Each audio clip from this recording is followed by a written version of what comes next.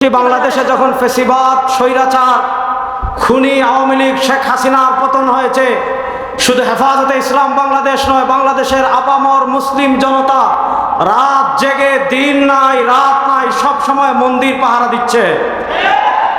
আমরা সংখ্যালঘু ভাইদেরকে বলবো যে সুখে থাকলে বুতে কিলায়। যে আওয়ামী লীগ রেজিমের পরাজয় এই দেশে হয়েছে, আমরা দেখতে পাচ্ছি সংখ্যালঘু সম্প্রদায়কে সামনে রেখে আওয়ামী লীগ পুনরায় প্রতিষ্ঠা লাভ করতে চাচ্ছে, আওয়ামী লীগ পুনরায় মাঠে নামতে চাচ্ছে। আমরা পরিষ্কার ভাষায় বলতে চাই, ইসলাম সংখ্যালঘুদের নিরাপত্তার বিধান দিয়েছে, ইসলাম মন্দির ধ্বংস করার বিধান আমাদেরকে শেখায় নাই। কিন্তু যদি সংখ্যালঘুদেরকে সামনে রেখে পরাজিত আওয়ামী লীগ শক্তি আবার মাঠে নামতে চায়, এই দেশের মুক্তিকামী জনতা আবার রাজপথে নামবে ইনশাআল্লাহ। আমি দ্বিতীয় হেফাজত নেতৃবৃন্দ আমাদের শ্রদ্ধা মুরব্বীদের কাছে বলতে চাই, খুনি আওয়ামী লীগ পালিয়ে গিয়েছে, কিন্তু মহল্লায় মহল্লায় উলামায়ে কেরামকে, তাওহীদি জনতাকে যারা নির্যাতন করেছে, তারা কিন্তু এখনো সবাই দেশ থেকে পালিয়ে যেতে পারে নাই। আমরা আইন নিজের হাতে তুলে নেই না, ইসলাম আমাদেরকে এই শিক্ষা দেয় না।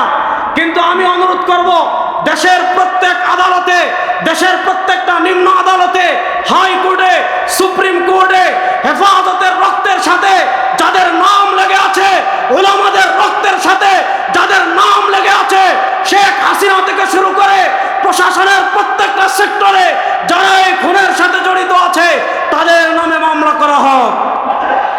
আরেকটা অনুরোধ করে আমি শেষ করব। আমাদের অনেক ভাই হেফাজতের 2013 সালের আন্দোলনে, 2021 সালের আন্দোলনে শাহাদত বরণ করেছেন। নানা কারণে হেফাজতের শহীদদের তালিকা প্রকাশ করা হয় নাই। আমরা তরুণদের পক্ষ থেকে মুরব্বিয়ানে কেরামের কাছে অনুরোধ করব, হেফাজতে যারা শহীদ হয়েছেন, সময় এসেছে রাষ্ট্রীয়ভাবে শুধু নয়, সারা দুনিয়ার গণমাধ্যমকে, সারা দুনিয়ার মানুষদেরকে হেফাজতে যারা শাহাদত বরণ করেছেন তাদের তালিকা জানিয়ে দেওয়া হোক। নাসরুম মিনাল্লাহ, ফাতহুন করিম।